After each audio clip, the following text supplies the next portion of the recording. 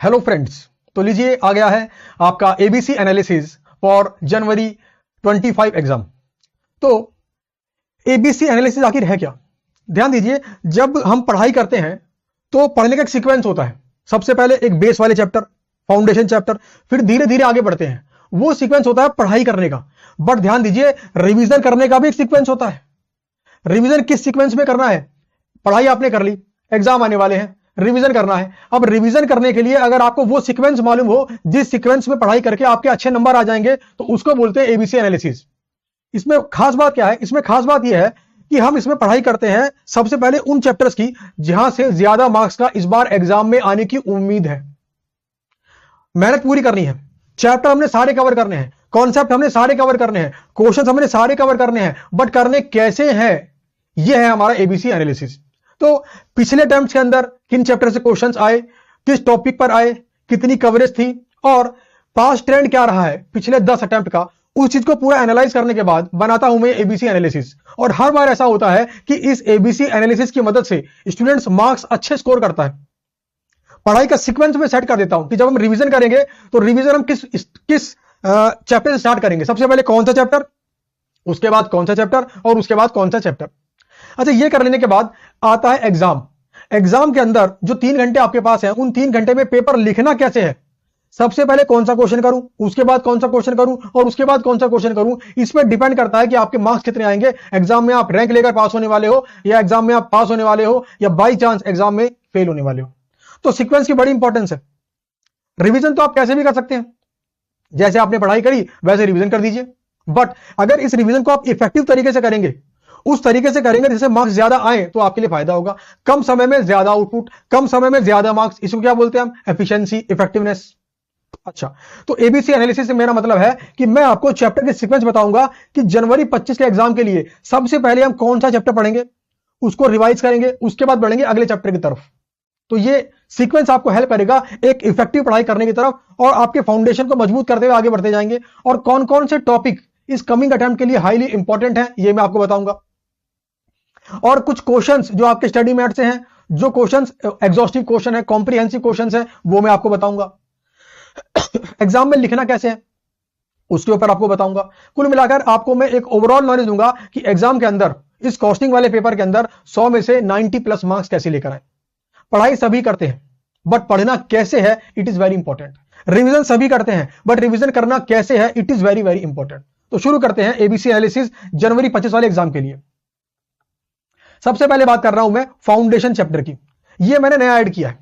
जब मैं पहले बनाता था एबीसी एनालिसिस, तो मैं कैटेगरी ए, कैटेगरी बी और कैटेगरी सी में चैप्टर्स को डिवाइड करता था on the basis of past trend और फ्यूचर की इस टॉपिक के ऊपर इस चैप्टर से क्वेश्चन आना चाहिए इतने नंबर का। अब की बार मैंने क्या किया है, मैंने फाउंडेशन चैप्टर अलग कर दिया है। फाउंडेशन चैप्टर से मेरा मतलब है वो चैप्टर जो कि शुरू में आपको करने ही चाहिए। जैसे मान लो कॉस्टिंग का रीजन स्टार्ट करने वाले हो, तो सबसे पहले आपको ये 2 चैप्टर करने ही चाहिए, बिकॉज ये सीए इंटर कॉस्टिंग के बेस चैप्टर हैं। अगर आपने इनको कर लिया अच्छे से, तो आगे जितने भी चैप्टर्स आप करोगे उन्हें करने में आपको अच्छा लगेगा और उन्हें करने में आपको चीजें आसान फील होंगी और पढ़ाई करने का मजा आएगा। तो सबसे पहले चैप्टर आपका है कॉस्ट शीट वाला चैप्टर। इसको मैंने कैटेगरी ए, कैटेगरी बी और कैटेगरी सी में नहीं रखा। ये कॉस्ट शीट वाला चैप्टर है और कॉस्ट शीट वाला चैप्टर बिल्कुल बेस चैप्टर है। तो जब कॉस्टिंग का रिवीजन आप करेंगे तो सबसे पहले करिए कॉस्ट शीट चैप्टर के सारे कॉन्सेप्ट। और इसके ऊपर आपका स्टडी मैट है आईसीआई का अप्रैल 23 का एडिशन। कौन सा? अप्रैल 23। और ये उसका है आईएसबीएन नंबर। इससे आप चेक कर सकते हैं कि मैं किस स्टडी मैट की बात कर रहा हूं, ठीक है ना। तो उस स्टडी मैट के पेज नंबर 6.4 पर इलस्ट्रेशन नंबर 3 और पेज नंबर 6.25 पर प्रैक्टिकल प्रॉब्लम नंबर 4, यानी कि ये 2 क्वेश्चन तो आपने करने ही करने हैं कॉस्ट शीट के सारे कॉन्सेप्ट रिवाइज कर लेने के बाद। अच्छा, जो मेरे स्टूडेंट्स हैं उनको स्टडी मैट में पूरा क्लास में कवर करवा देता हूं, तो आपको अलग से कवर नहीं करने पड़ेंगे, वो क्लास में ऑटोमेटिक कवर हो रहे हैं, बस आपको रिवाइज करना है, ठीक है ना। तो जो स्टूडेंट्स खुद से पढ़ रहे हैं उनके लिए खास है कि आप निकालिए अप्रैल 23 एडिशन का स्टडी मैट आईसीआई का और मैच कर लीजिए आईएसबीएन नंबर और उसका पेज नंबर 6.24 और 6.14 और पेज नंबर 6.25। इस पर 2 प्रॉब्लम्स हैं, एक है आपकी इलस्ट्रेशन नंबर 3 और एक है प्रैक्टिकल प्रॉब्लम नंबर 4। ये 2 क्वेश्चन जरूर करने, एग्जॉस्टिव क्वेश्चन है, अच्छे क्वेश्चन है। अब सवाल यह है कि इस चैप्टर से डायरेक्ट क्वेश्चन आने के चांस जनवरी 25 में कम है। मतलब मेरा ऐसा मानना है, मेरी कैलकुलेशन के बेस पर, कि कॉस्ट शीट से सीधे का सीधा क्वेश्चन इस बार एग्जाम में नहीं आएगा। बट ये चैप्टर करना बहुत जरूरी है, बिकॉज ये है हमारा बेस चैप्टर। अगर इसको आपने अच्छे से नहीं किया और आगे स्किप कर गए, इसको छोड़ दिया मान लो, तो दिक्कत होगी, चीजें समझ में नहीं आएंगी। तो ये चैप्टर करना ही करना है एग्जाम के व्यू पॉइंट से। हाँ, इससे डायरेक्ट क्वेश्चन आने के चांसेस बहुत बहुत कम है। इसके बाद अगला चैप्टर है सर्विस कॉस्टिंग। देखो यहां पर बात करते हैं हम कॉस्ट शीट, जो मैन्युफैक्चरिंग करके सेल करते हैं उनकी, और यहां पर बात करते हैं उन लोगों की जो सर्विस प्रोवाइड करते हैं। तो सर्विस प्रोवाइड करने वाला जो चैप्टर है, ये चैप्टर बेस चैप्टर है। ये दोनों चैप्टर इस पूरे कॉस्ट शीट का, इस पूरे कॉस्ट पेपर का बेस चैप्टर है। तो सर्विस कॉस्टिंग वाला ये चैप्टर आपने जरूर करना है, सारे के सारे कॉन्सेप्ट कर लेने हैं, और सारे के सारे कॉन्सेप्ट कर लेने के बाद मेरी कैलकुलेशन के हिसाब से जनवरी 25 के लिए 3 कॉन्सेप्ट के ऊपर क्वेश्चन आना तय है। और सबसे पहले है आपका एजुकेशनल इंस्टीट्यूट। पता नहीं क्यों मेरी गट फीलिंग बोल रही है कि इस बार एजुकेशनल इंस्टीट्यूट के ऊपर एक बहुत बड़ा क्वेश्चन एग्जाम में आपको देखने को मिलेगा, और मुझे ऐसा लगता है कम से कम 12 से 16 नंबर या 10 नंबर तो एटलीस्ट। और आपके स्टडी मैट में एक बहुत ही बढ़िया क्वेश्चन है, लेंथी क्वेश्चन है, एजुकेशन के ऊपर क्वेश्चन है, जहां पर आर्ट्स, कॉमर्स एंड साइंस की अलग अलग इनकम स्ट्रीम निकालनी है, कॉस्ट निकालनी है, प्रॉफिटेबिलिटी चेक करनी है। तो पता नहीं क्यों मुझे ऐसी गट फीलिंग आ रही है कि वो क्वेश्चन आपको बिल्कुल भी छोड़ना नहीं चाहिए। उस क्वेश्चन को आपको कैटेगरी ए स्पेसिफिकली मार्क करना चाहिए फॉर कमिंग अटेम्प्ट जनवरी 25। इसके बाद अगला कॉन्सेप्ट है ट्रांसपोर्ट। ट्रांसपोर्ट गुड्स कैरिज या पैसेंजर कैरी, है ना, कोई सा भी हो, जो गुड्स कैरी कर रहा है या पैसेंजर कैरी कर रहा है, दोनों ही हाईली इंपॉर्टेंट है। बट मेरी कैलकुलेशन के हिसाब से इस बार कॉस्ट पर टन किलोमीटर या सेलिंग प्राइस पर टन किलोमीटर, बेसिकली फ्रेट पर टन किलोमीटर निकालने वाली कैलकुलेशन के ऊपर क्वेश्चन आने के चांसेस बहुत ज्यादा है। तो ट्रांसपोर्ट बिल्कुल मत छोड़ना, एजुकेशनल इंस्टीट्यूट बिल्कुल मत छोड़ना, और फिर एक आता है इंश्योरेंस। एक क्वेश्चन में स्टडी मैट में किया है जहां पर वो अलग अलग खर्चों को जो इंश्योरेंस कंपनी करती है उनको 4 हेड में तोड़ने के लिए बोलता है। मेरे को ऐसा लग रहा है कि इस बार ना उसके ऊपर एमसीक्यू बेस्ड क्वेश्चन आएगा, और अगर एमसीक्यू बेस्ड क्वेश्चन आया तो 4 नंबर का आएगा, एक एक नंबर के 4 एमसीक्यू होंगे, ऐसा मुझे लगता है। तो टॉपिक सारे इंपॉर्टेंट है, मैं ये नहीं कह रहा आपको कि सर्विस कॉस्टिंग के बाकी टॉपिक छोड़ दो, बाकी कौन से छोड़ दो, पढ़ने हमें सारे हैं, लेकिन कौन से टॉपिक के ऊपर और किस चैप्टर के ऊपर सबसे पहली एनर्जी लगानी है। देखो जब हम सुबह पढ़ाई करना चालू करते हैं हमारा माइंड फ्रेश होता है, हमें पता होता है कि मैं तैयार हूं आज पढ़ने के लिए, अच्छी नींद ली है मैंने 8 घंटे की, अब मैं पढ़ाई करूंगा। तो सुबह की जो एनर्जी होती है ना, बिल्कुल फ्रेश एनर्जी होती है। वो फ्रेश एनर्जी अगर आप उन चैप्टर्स पे लगाएं और उन कॉन्सेप्ट पे लगाएं जिनके आने की संभावना कमिंग अटेम्प्ट में ज्यादा है, तो जाहिर सी बात है कम समय में ज्यादा आउटपुट आप निकाल लेंगे, कम समय में ज्यादा मार्क्स की तैयारी आप कर लेंगे। तो यहां पर हम उसकी बात कर रहे हैं। करना हमें सब है, बट कौन सा हमें शुरू में पढ़ना है, कौन सा मिड में और कौन सा बाद में। दिन में अगर आप 10 घंटे पढ़ रहे हो तो शुरू के 4 घंटे क्या पढ़ूं, अगले 3 घंटे क्या पढ़ूं और आखिरी के 3 घंटे क्या पढ़ूं, ये तय कर रहे हैं। क्यों? शुरू के 4 घंटे एनर्जी अच्छी होती है, माइंड फ्रेश होता है, पढ़ने बड़ा मन लगता है, लेकिन आखिरी के 3 घंटे में थोड़ी सी एनर्जी कम हो जाती है, थोड़ा सा माइंड भी थक जाता है और चीजें लगती है कि अब यार फटाफट खत्म करो, अब सोते हैं या फिर रेस्ट करते हैं। तो ये वो है। तो फाउंडेशन चैप्टर से मेरे को लगता है कि यहां से 10 से 12 नंबर का मुझे आने की उम्मीद है, बस इन दोनों चैप्टर को मिलाकर। इसके बाद बढ़ता हूं आगे, category A chapter. Category A chapter के अंदर आते हैं 5 चैप्टर कैलकुलेशन के हिसाब से, और मुझे लगता है कि यहां पर 40 से 50 मार्क्स का क्वेश्चंस आपको एग्जाम में देखने को मिलेंगे। सबसे पहले बात करता हूं कैटेगरी ए में, पहला चैप्टर है मटेरियल कॉस्ट। मटेरियल कॉस्ट अभी सितंबर वाले एग्जाम के अंदर आपके स्टॉक लेवल्स के ऊपर क्वेश्चन आ गया है। Minimum stock level, average stock level, maximum stock level, है ना, इमरजेंसी जो होता है ना कि calculation of stock for emergency. तो इसके ऊपर क्वेश्चंस ऑलरेडी एग्जाम में आ चुके हैं, तो इस बार इसके ऊपर क्वेश्चन के चांसेस थोड़े से कम है। अच्छा, हाईली इंपॉर्टेंट क्या है? Highly important concept for January 25। देखो सितंबर 25 लिख दिया मैंने, सितंबर 24 की, सितंबर 24 के लिए आईसीआई निकाली थी एक आरटीपी, और उस आरटीपी के अंदर आईसीआई ने एक स्पेशल क्वेश्चन ऐड किया था, और वो था कि गुड्स अगर पेरिशेबल नेचर के हो तो उस केस के अंदर आपका टोटल मटेरियल कॉस्ट और मैक्सिमम स्टॉक लेवल कैसे निकलेगा। तो ये टॉपिक बहुत इंपॉर्टेंट था लास्ट एग्जाम के लिए, बट वहां तो इस पे क्वेश्चन आया नहीं। तो मेरे हिसाब से ये टॉपिक अभी भी हाईली रेलेवेंट है फॉर जनवरी 25। तो ये टॉपिक के ऊपर क्वेश्चन आपको छोड़ना बिल्कुल भी नहीं है। बेसिकली इसे मैं क्या कह सकता हूं? इसे मैं कह सकता हूं अमेंडमेंट।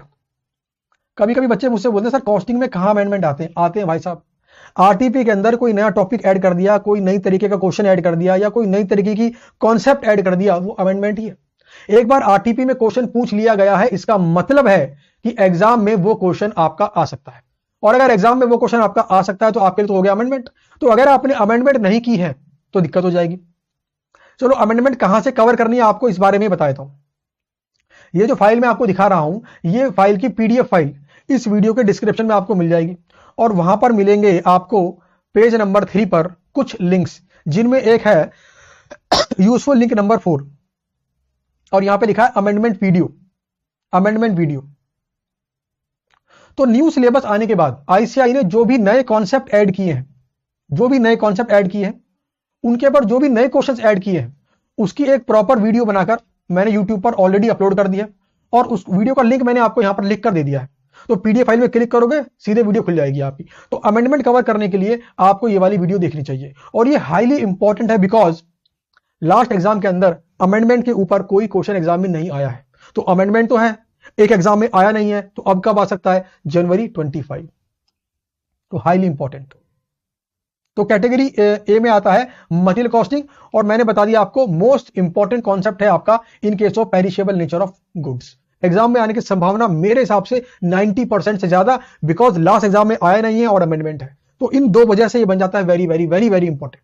अच्छा, बाकी कॉन्सेप्ट करने सारे हैं, मैंने ये नहीं कहा कि नहीं करने सारे हैं। हम सीक्वेंस तय कर रहे हैं और सीक्वेंस में हाईली इंपॉर्टेंट को और ज्यादा एम्फेसिस कर रहे हैं। क्यों? देखो, जो कॉन्सेप्ट ज्यादा इंपॉर्टेंट है उसके ऊपर जो क्वेश्चन है उसको आपको हाथ से सॉल्व करके देखना है। जो क्वेश्चन ज्यादा इंपॉर्टेंट है उसके ऊपर जो क्वेश्चन है उन्हें हाथ से सॉल्व करना है। उनके आंसर को वेरीफाई मत करना, आंसर सिर्फ वेरीफाई करने होते हैं कैटेगरी सी क्वेश्चन के। अगर आप मेरे स्टूडेंट्स हैं तो आपको पता होगा कि मैंने हर चैप्टर के हर क्वेश्चन को क्लास के अंदर ही कैटेगरी ए, बी और सी में आपसे तुड़वा लिया है।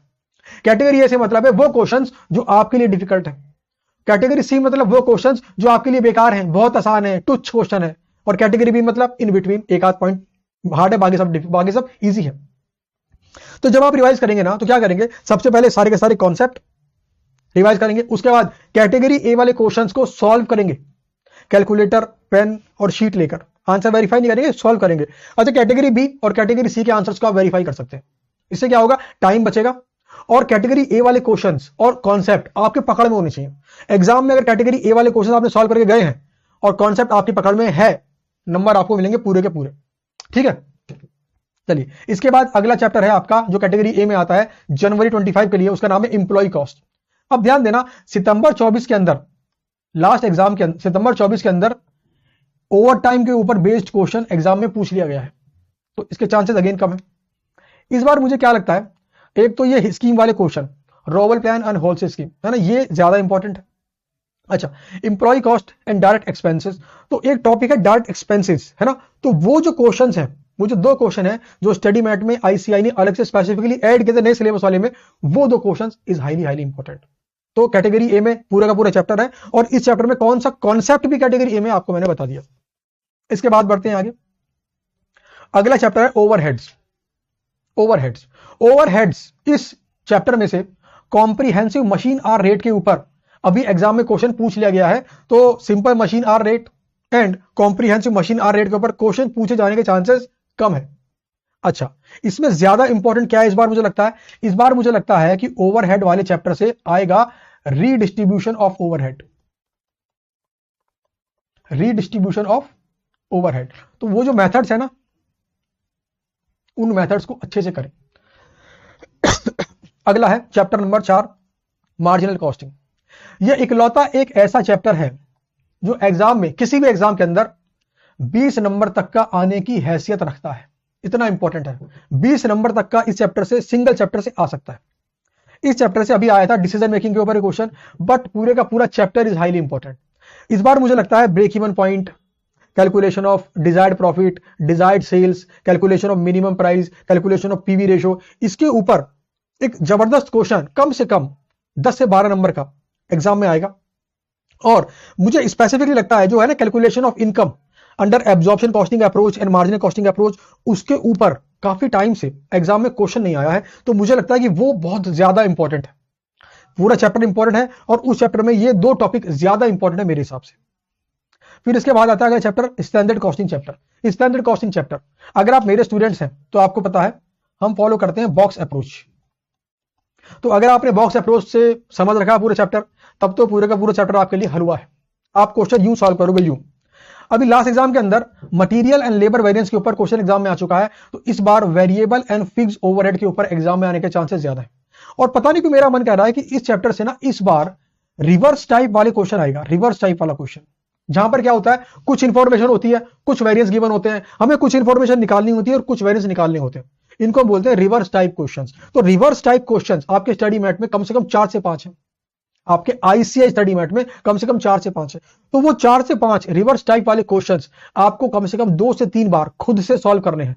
रिवर्स टाइप वाला क्वेश्चन एग्जाम में आ गया, 10 नंबर से कम नहीं आएगा, 8 नंबर से कम नहीं आएगा। और ये 5 चैप्टर कैटेगरी ए चैप्टर है, यानी कि रिवीजन कर रहे हैं तो सबसे पहले होंगे base chapter, foundation chapter, cost sheet, service costing, इसके बाद होंगे कैटेगरी ए चैप्टर्स। अच्छा, कैटेगरी ए चैप्टर्स के अंदर आपने सारे रिवाइज कर लिए, तो आपने करना क्या है, कैटेगरी ए चैप्टर्स के सारे कैटेगरी ए क्वेश्चंस भी साथ के साथ सॉल्व करने हैं।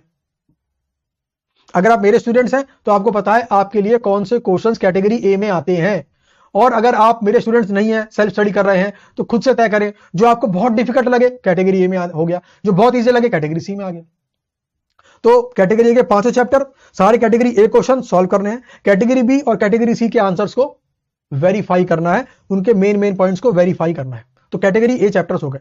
तो आपने फाउंडेशन चैप्टर कर लिया और कैटेगरी ए चैप्टर कर लिए, तो समझ लेना आपने कम से कम 50 से 60 नंबर का पेपर कवर कर लिया। जनवरी 25 में आपको इन 7 चैप्टर से कम 60 से 70 नंबर का पेपर देखने को मिलेगा ही मिलेगा। अब आगे बढ़ते हैं कैटेगरी बी चैप्टर्स की तरफ। कैटेगरी बी मतलब वो चैप्टर्स जहां से मेरे को उम्मीद है 30 नंबर से लेकर 40 नंबर तक का आनेंगे। हमने पहले कैटेगरी ए कर लिया, अब करेंगे कैटेगरी बी। कैटेगरी बी में आपका एक चैप्टर आता है कॉस्ट अकाउंटिंग सिस्टम। इसको मैंने 2 चैप्टर्स में तोड़ रखा है, एक है integrated and non integrated accounting और एक है आपका रिकंसिलेशन। अब ध्यान देना, रिकंसिलेशन के ऊपर तो अभी क्वेश्चन आ गया एग्जाम के अंदर, लास्ट एग्जाम था उसमें रिकंसिलेशन पे क्वेश्चन आ गया, तो कंफर्म है कि इस बार रिकंसिलेशन स्टेटमेंट तो पूछने वाला नहीं है, अगर पूछेगा तो क्या, मेमोरेंडम रिकंसिलेशन। और क्यों मेरी 6 सेंस बोल रही है कि इस बार रिकंसिलेशन के ऊपर क्वेश्चन एग्जाम में आएगा ही नहीं, ऐसा मुझे लग रहा है। ज्यादा चांस किसके हैं कैटेगरी बी में, तो इंटीग्रेटेड अकाउंट्स वाले चैप्टर के ज्यादा चांसेस हैं, इस चैप्टर के इंटीग्रेटेड एंड नॉन इंटीग्रेटेड। और इसमें भी खास तौर कौन से वाले क्वेश्चन, आपके स्टडी मैट में एक क्वेश्चन है जिसके अंदर बताया गया था कि कॉस्ट रिकॉर्ड्स जल गए हैं, कुछ इंफॉर्मेशन हाथ लगी है, बाकी जल गए हैं, उसके बेस पर बनाओ अकाउंट्स। उस टाइप के क्वेश्चंस एग्जाम के अंदर हाईली इंपॉर्टेंट। धीरे धीरे आईसीआई का पेपर का लेवल बढ़ता जा रहा है। मैं समझता हूं एमसीक्यू एग्जाम में आते हैं, बट एमसीक्यू आने से पेपर का लेवल बढ़ गया है, बिकॉज एमसीक्यू आने से आईसीआई के लिए यह बात बड़ी आसान हो गई है अब कि वो हर चैप्टर को एग्जाम में टच कर सकता है। ऐसा नहीं होगा कि कोई चैप्टर पूरी तरीके से छोड़ दे, ऐसा नहीं होगा, ठीक है ना। तो यह है मेरा cost accounting system category B. उसके बाद इसमें सेकंड चैप्टर आता है प्रोसेस कॉस्टिंग। प्रोसेस कॉस्टिंग वाले चैप्टर से अभी लास्ट एग्जाम के अंदर फीफो बेस्ड क्वेश्चन एग्जाम में पूछ लिया गया है, तो इस बार ज्यादा इंपॉर्टेंट है एक तो वेटेड एवरेज मेथड वाला, और ज्यादा इंपॉर्टेंट है इंटर प्रोसेस प्रॉफिट वाला क्वेश्चन। इंटर प्रोसेस प्रॉफिट वाला क्वेश्चन करने के लिए आपके आईसीआई स्टडी मैट में पेज नंबर 10.25 इलस्ट्रेशन नंबर 7 जरूर करें, बिल्कुल ना छोड़ें। और वेटेड एवरेज मेथड के लिए स्टडी मैट का 10.37 प्रॉब्लम नंबर 6। और ये कौन सा स्टडी मैट है, तो यहां पे लिखा है मैंने अप्रैल 23 एडिशन, और ये रहा उसका आईएसबीएन नंबर। तो इससे आप मैच कर लें ताकि आपको पता पड़ जाए कि किस स्टडी मैट की बात कर रहा हूं मैं, क्योंकि आईसीआई ने अपनी वेबसाइट पर 2 स्टडी मैट डाल रखे, तो आपको लेना है जनवरी 25 वाला स्टडी मैट, ठीक है। तो ये हो गया मेरा प्रोसेस कॉस्टिंग वाला चैप्टर भी। इसके बाद बढ़ते हैं आगे, joint and by product, very very easy chapter. Joint and by product very very easy chapter. इसमें जो मेथड्स क्लास में हमने किए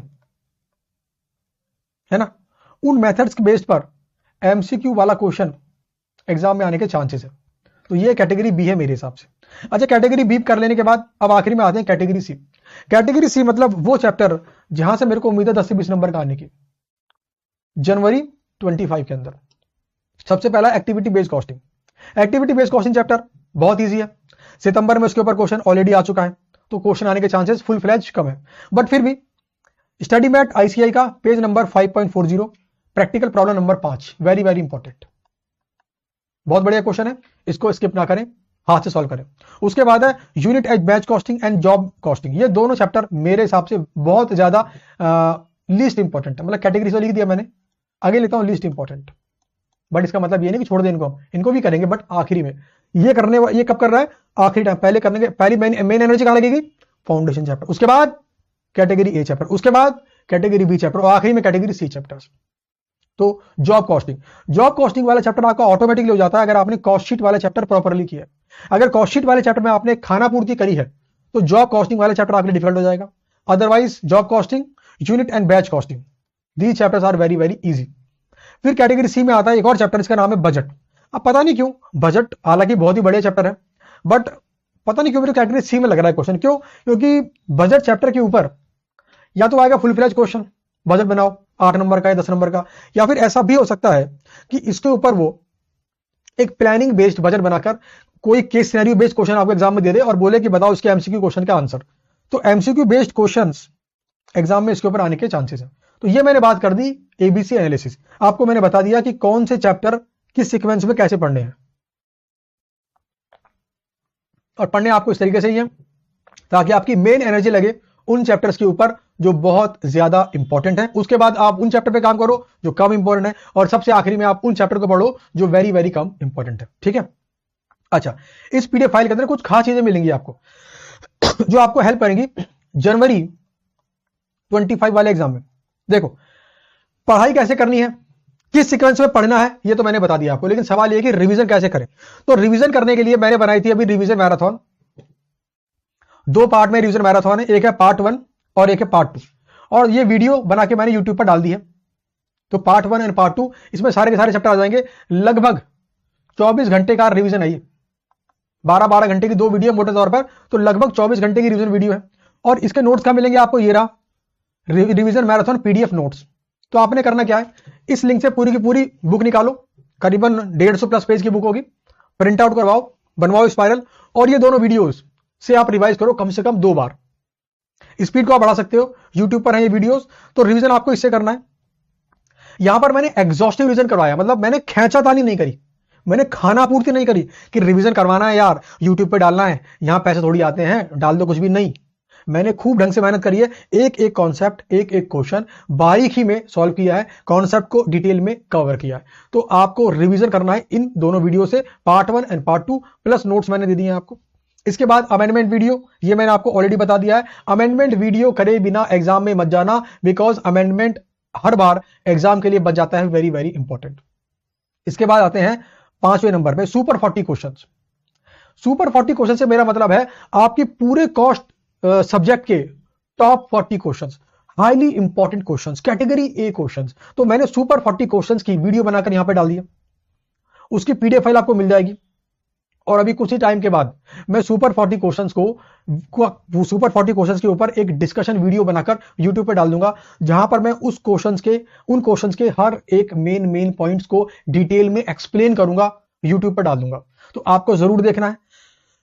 उसको देखने से पहले क्या करना है आपको, इस लिंक से सुपर 40 क्वेश्चंस का प्रिंट आउट निकालो, और करीबन ये भी 80 प्लस पेज होंगे, प्रिंट आउट निकालो, करवा लो स्पाइरल।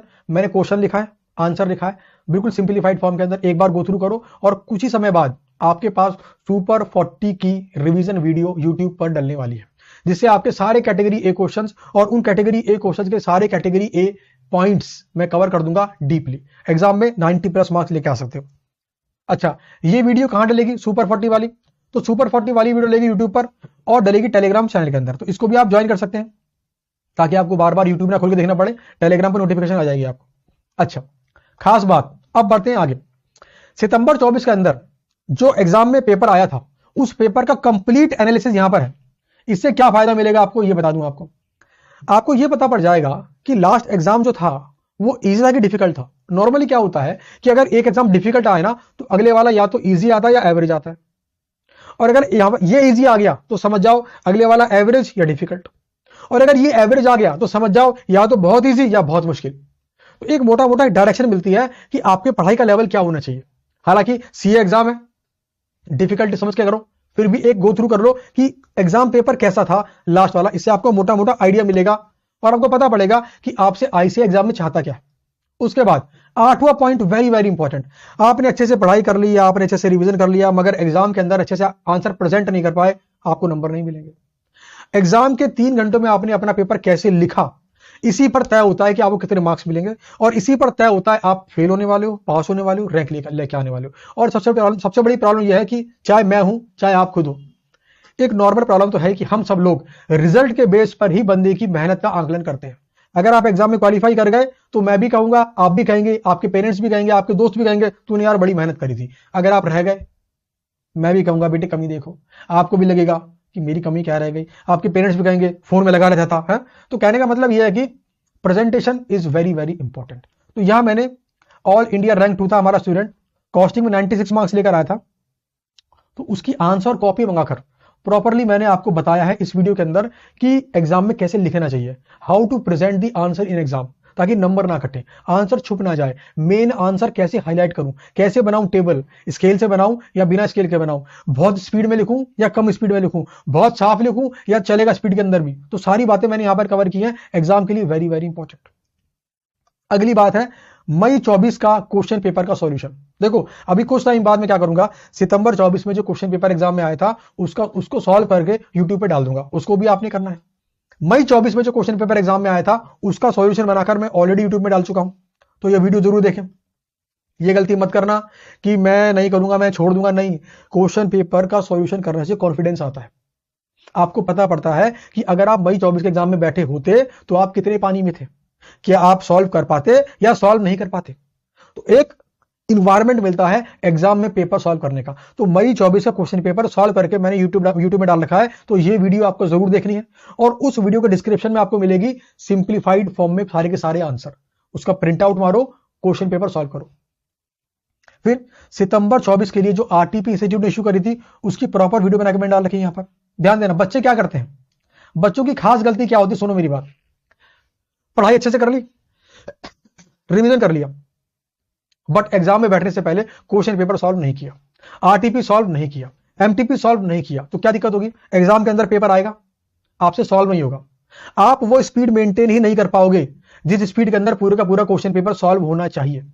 और ये कब तय होगा कि आप उस स्पीड को तय कर पाओगे, जब आप पहले से प्रैक्टिस करोगे। तो एग्जाम में बैठने से पहले RTP, MTP, previous question paper अगर आपने सॉल्व नहीं किए हैं तो आप रिस्क ले रहे हो, आप चाहे 10 बार रिवाइज कर लो।